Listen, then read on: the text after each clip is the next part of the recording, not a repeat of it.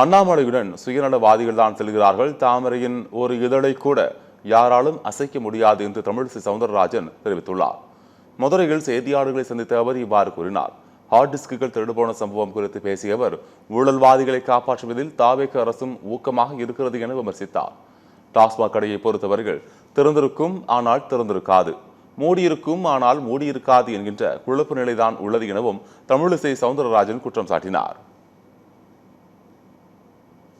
ஒன்றே ஒன்று சொல்றேன், ஏதோ இளைஞர்கள் அங்க போயிட்டாங்கன்னா எந்த இளைஞரும் போகல.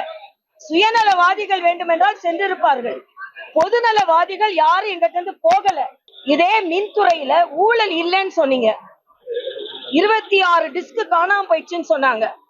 சில டிஸ்க்கு தான் இவங்க கம்ப்ளைண்டே கொடுத்திருக்கிறாங்க. அப்ப ஊழலை காப்பாற்றுவதில் இவர்களும் மிக ஊக்கமாக இருக்கிறார்கள் என்பது மட்டும் இல்ல. இன்னைக்கு ஸ்மார்ட் மீட்டர் எல்லா இடங்களிலும் ஸ்மார்ட் மீட்டர் பொருத்தப்பட்டிருக்கும் போது 30,000 கோடி ஆகும், அதனால நாங்க மறுபரிசீலனை செய்யறோம் சொல்றாங்க.